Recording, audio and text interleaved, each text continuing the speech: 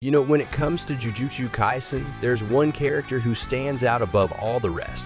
Sukuna. He's not just the primary bad guy in the series. He's also hands down the most powerful sorcerer ever to grace the pages of the manga. Born way back in the Heian era, Sukuna didn't waste any time climbing the ranks to become a force to be reckoned with. And get this, he's never been defeated. Talk about impressive. Now, here's where things get really interesting. At some point, Sukuna decided to turn himself into a cursed object, lying low until he resurfaced in modern times. And when he did, he chose to reincarnate in none other than the body of our main man, Yuji. Yeah, talk about a wild twist. So fast forward to the present, and Sukuna finds himself going toe-to-toe with the sorcerers of our story. And let me tell you, he's not just holding his own, he's dominating the battlefield with style. But here's the thing, as much as Sukuna is a total powerhouse, some fans have been scratching their heads over the author's decisions when it comes to this guy. I mean, sure, he's got skills for days, but does he maybe have a bit too much plot armor? You know that feeling when it seems like no matter what happens, Sukuna always manages to luck out in the end. It's got fans wondering if maybe the author is giving Sukuna a bit of a free pass, letting him skate through tough situations without breaking a sweat. And hey, I get it, it's all part of the drama and suspense that keeps us coming back for more. But still, it's worth asking whether Sukuna's victories are a little too convenient at times. Before we continue, please subscribe to my channel and turn on all post notifications so you don't miss any daily uploads. Now, let's begin. Diving into Sukuna's plot armor, we've got to start with the big one. His sheer strength. I mean, this guy is the epitome of power in the jujutsu world. When you're as strong as Sukuna, defeat isn't something you face every other Tuesday. It's a rare occurrence, if it even happens at all. And let me tell you, we've seen Sukuna throw down in battle more times than we can count, and every single time he comes out on top, not just because of some flimsy plot armor, but because he's an absolute beast. His mastery of cursed energy is off the charts, putting him on a whole other level compared to your average sorcerer. Well, except for maybe Gojo, but that's a whole different story. Sukuna's got all sorts of tricks up his sleeve, thanks in part to those extra arms and mouth of his. Those extra limbs let him whip up hand signs and incantations like nobody's business, giving him an edge in combat that's hard to beat. This guy has mastered every aspect of power to such a degree that nobody, and I mean nobody, can even come close to touching him, except for Gojo. So when you put all of that together, it's no wonder Sukuna is a tough nut to crack. His luck in battle isn't just some random stroke of fortune. It's a direct result of his own strength and the situations he finds himself in. Sure, there have been times when it looked like Sukuna might bite the dust, but let's be real, when you're dealing with a character as powerful as him, the odds are always going to be in his favor.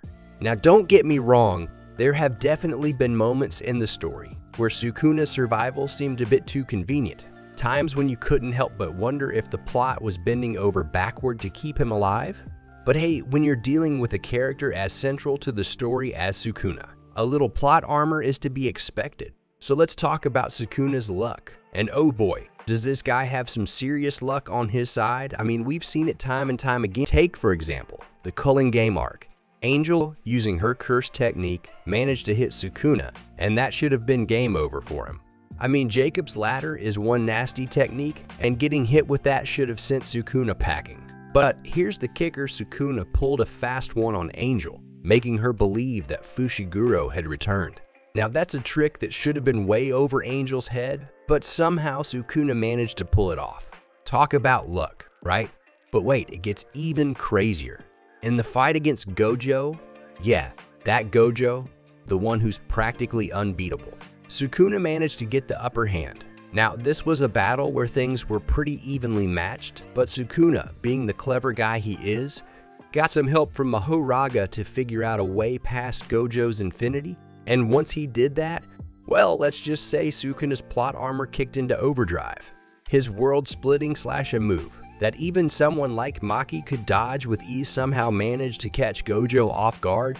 I mean, this is Gojo, we're talking about, the guy with 6 eyes, who should be able to see cursed energy down to the tiniest detail. But for some reason, he didn't see this one coming. So yeah, when it comes to luck, Sukuna's got it in spades. Whether he's outsmarting his opponents or pulling off moves that should be impossible, this guy seems to have luck on his side every step of the way. And for fans of Jujutsu Kaisen, it's just one more thing that makes Sukuna such a fascinating and infuriating character to watch. But wait, there's more. In a recent scrap with Yuta and Yuji, things were looking pretty dicey for Sukuna. His cursed energy was taking a nosedive thanks to Yuji landing blow after blow. And just when it seemed like Sukuna's luck was about to run out, along comes Megumi with a helping hand. Literally. But surprise, surprise, Megumi decides he'd rather not stick around, leaving Sukuna to fight another day. Talk about a lucky break for old Sukuna. And it's not just those instances, there are plenty of other times in the story where Sukuna dodges death by the skin of his teeth. I mean, sure, the guy's strong, there's no denying that.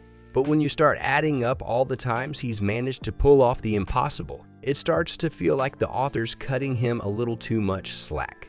Take, for example, Sukuna's ability to heal from soul damage. I mean, come on, that's something we didn't even know was possible until recently. And yet, here's Sukuna bouncing back from it like it's no big deal. It's almost like the author's just making up new rules as they go along to keep Sukuna alive and kicking. So yeah, when it comes to the question of whether Sukuna's got too much plot armor, the answer is a pretty resounding yes. I mean, don't get me wrong, the guy's a powerhouse, no doubt about it. But when every close call ends with Sukuna somehow coming out on top, it starts to feel like the deck's a little too stacked in his favor, if you know what I mean. As Jujutsu Kaisen draws nearer to its conclusion, it's inevitable that Sukuna will meet his match. But when that moment arrives, fans are holding out hope for a conclusion that feels satisfying. Sure, Sukuna surviving a scrape or two adds tension to the story. It keeps us on the edge of our seats, wondering if this will finally be the end for him. But when it happens time and time again, it starts to feel a bit like deja vu. Fans want to see some progression, some development in Sukuna's character arc, not just the same old song and dance. That's not to say that Sukuna shouldn't have a few tricks up his sleeve after all. He's one of the most powerful characters in the series, but there's a fine line between keeping things interesting and beating a dead horse. And lately, it feels like JJK has been towing that line a little too closely. What fans really want to see is a proper showdown with Sukuna, one that's true to the principles and themes that have been established throughout the series. They want a battle that's not just about flashy moves and big explosions, but one that delves into the deeper themes of power, identity, and the nature of curses themselves. And ultimately, they want to see Sukuna meet his end in a way that feels earned. They want closure, they want resolution, and most of all, they want to see Sukuna's story come to a satisfying conclusion. So we are hoping that when the final battle does come, it's everything fans have been waiting for and more. Anyways, please tell me your thoughts in the comment section below, and please subscribe to my channel and turn on all post notifications so you don't miss any daily uploads.